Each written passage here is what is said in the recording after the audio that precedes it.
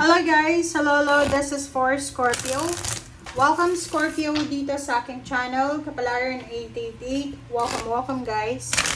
Alamin natin kung anong messages, vibration, gabay energy para sa inyong lahat. So this is general reading, Scorpio.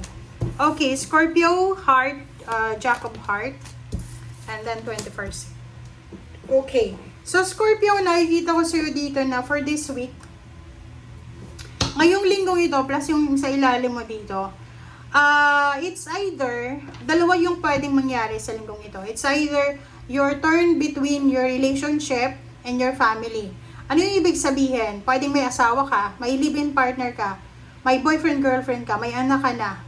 But the problem is, there's someone na nagpapatibok ng puso mo. So parang, nakikita ko sa'yo dito, Scorpio, na nahihirapan ka. Parang nasa crossroad ka, tingnan mo siya. 'Di ba? Nasa crossroad ka, happiness and foundation. So, hindi mo alam. Ang nakikita ko dito, pwedeng may asawa ka. May asawa ka, may anak ka na. May kalibin ka, may anak ka na.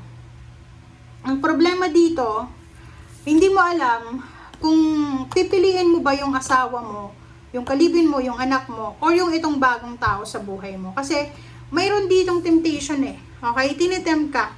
Etong 24 na to, na 6, kailangan mo dito ng balance. It's either single siya, or posibleng ikaw yung single, tapos yung nililigawan mo may asawa, or yung nanliligaw sa'yo may asawa. So, depende yan. Okay? So, let's check.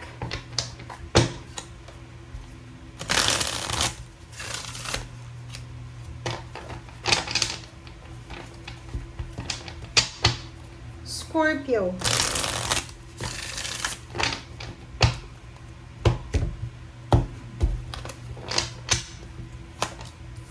Okay. 6 of Swords. Oh, sabi na eh. 2 of Swords. 5 of Swords. Nakakaloka ka, Scorpio eh. Oh, tingnan mo. Ang nakikita ko dito, sorry kung may Scorpio sa inyo dito na nanonood, tapos may asawa ka, may kalibin ka, may anak ka, or kahit wala kang anak, kalibin or asawa, nasa stable ka na eh. Stable and secured na yung situation mo. Hindi ko alam kung bakit, but sinasabi ng barahan na posibleng isang desisyon ang gagawin mo. Pwedeng makikipaghiwalay ka, or pwedeng lilipat ka, alis ka, i-abandona mo yung pamilya mo. And masisira yung foundation mo dito eh. Ito yung binuo mo eh, 'di ba? Binuo mo yung pamilya, binuo mong relationship. Possible na masira siya sa linggong ito. It's because of new person. Pwedeng in love ka sa isang tao.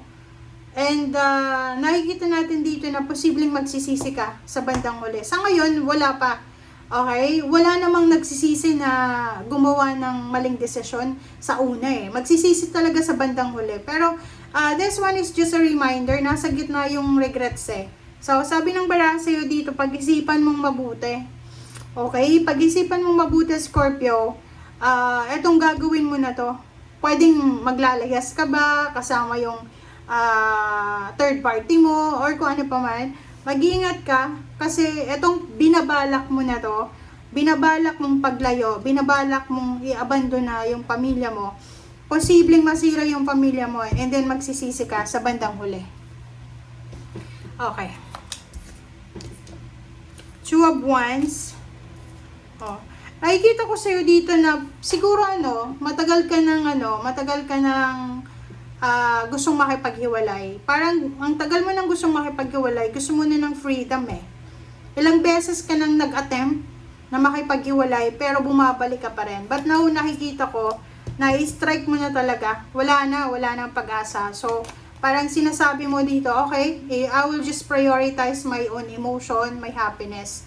So ngayon, wala ka nang pakialam doon sa asawa mo, sa boyfriend, girlfriend, na kung sino man naiiwanan mo. Kasi magiging focus mo na lang yung kaligayahan mo. OMG, napagod ako doon Okay, so 2 of Cups. Diba? Meron ditong Scorpio na in love na in love. Maybe you're planning to get married, pero sa ibang tao, hindi sa kalibin mo. Isang relationship na nagbibigay excitement sa'yo, isang relationship na nagbibigay kilig sa'yo, ang posibleng magbibigay ng sama ng loob, ng pain and heartache sa ibang tao. Diba? Nakikita ko sa'yo dito na yung rason kung bakit ka makikipaghiwalay. It's either gusto mo ng financial freedom, or it's either walang pera yung karelasyon mo sa ngayon. So, pwedeng yung may gusto sa'yo, yung third party mo ay may pera. Diba? Pera yung problema. Pera talaga. Yung lalaki or babae na to na gustong pumasok sa buhay mo, wala siyang pakialam din kung may asawa ka, may anak ka na.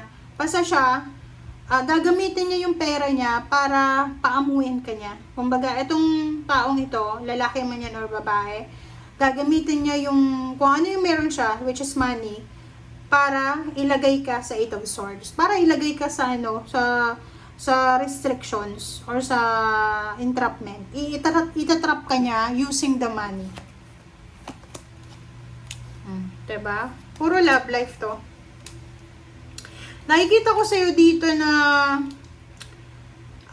as a water sign, medyo baluktot yung isip natin ngayong linggo. Tingnan mo. Diba?